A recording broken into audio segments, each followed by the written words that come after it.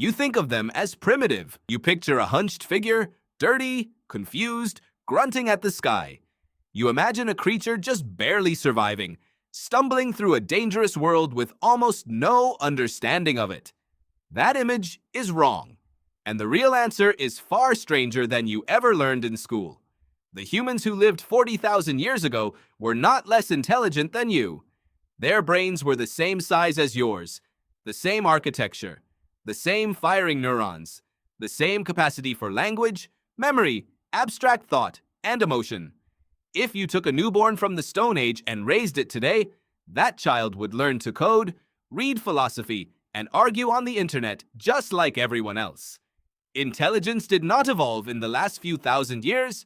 It was already there. What changed was not the brain. What changed was the information stored inside it. Think about what you actually know how to do from scratch. Not what you've read about. Not what you could Google. What could you build, grow, or survive on if every system around you vanished tomorrow? Most people cannot start a fire without a lighter. Most people cannot identify which plants in their local area are safe to eat. Most people could not navigate 20 miles of forest without a phone. Your ancient ancestors could do all of this before the age of 10, not because they were special, because their environment demanded a different kind of intelligence and they rose to meet it. The anthropologist Robin Dunbar spent decades studying the cognitive demands of early human life. What he found was not a picture of simple creatures doing simple things. Early humans maintained complex social networks of around 150 individuals. They tracked relationships, debts, alliances, betrayals, and reputations across that entire group simultaneously. Your brain still carries the hardware for exactly that. It is called the Dunbar Number, and 150 is roughly the limit at which most people today still feel genuine personal connection. Beyond that, relationships start to feel abstract. Your brain was built for a village. It is running inside a city of millions, and it is quietly struggling. But social intelligence was only one layer. Consider what ancient humans knew about the natural world. A hunter-tracker in the Kalahari Desert can read a set of animal prints and tell you the species, the approximate weight, the speed, the direction, the time of day the animal passed, and whether it was injured. Researchers studying the Sand people of southern Africa documented tracking knowledge so precise it borders on what modern scientists would call forensic analysis. Louis Liebenberg, a cognitive scientist who spent years alongside Kalahari trackers, described their reasoning process as identical in structure to scientific hypothesis testing. They observe, they form a theory, they test it against new evidence, they revise, they track. This is not primitive thinking. This is the scientific method applied to sand. Your ancestors also understood pharmacology, not in a lab, in a forest. Ethnobotanists have catalogued thousands of plant-based medicines used by indigenous peoples around the world, many of which have been validated by modern science.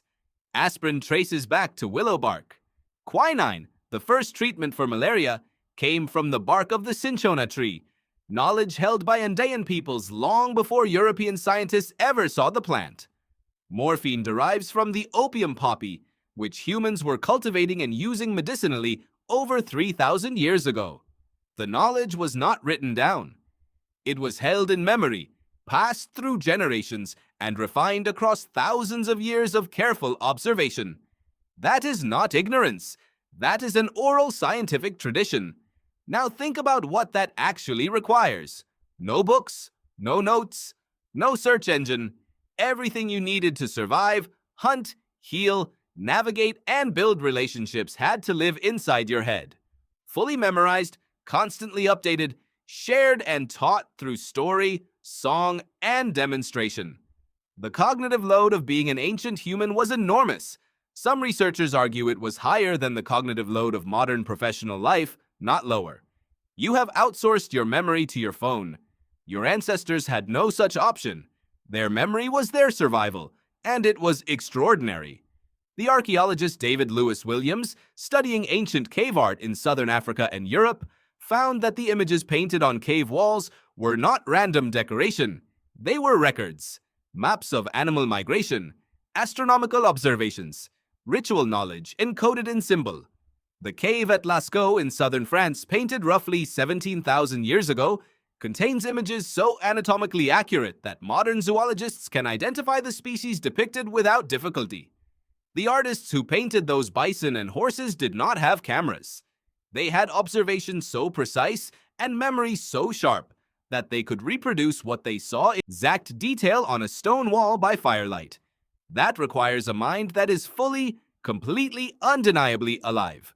So why does the image of the primitive caveman persist? Part of it is the way history gets told. Civilizations that built in stone left records.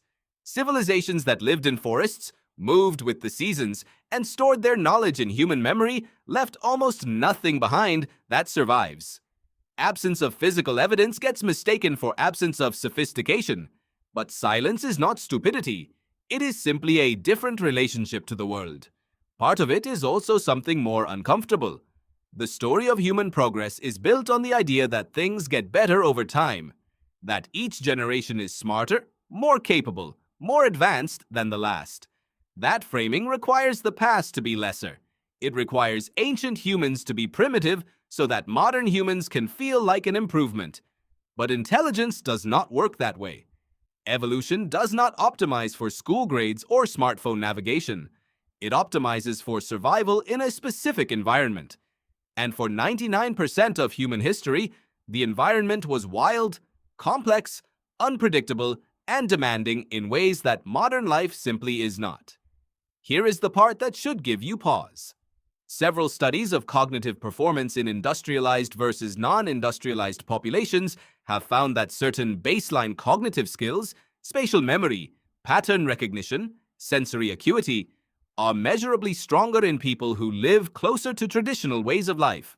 Not because they are genetically different, because those skills are practiced every day, from childhood. The brain is plastic. It sharpens what it uses and softens what it does not. Your ancient ancestor's brain was being trained from birth by an environment that demanded everything from it. Your brain is being trained by an environment that demands you remember your password. This is not an argument that modern life is worse. Modern medicine, literacy, global communication, and accumulated scientific knowledge are extraordinary achievements built on thousands of years of human effort. But the achievements of modernity are collective. They are stored in libraries, databases, institutions, and systems. The achievements of your ancient ancestors were individual.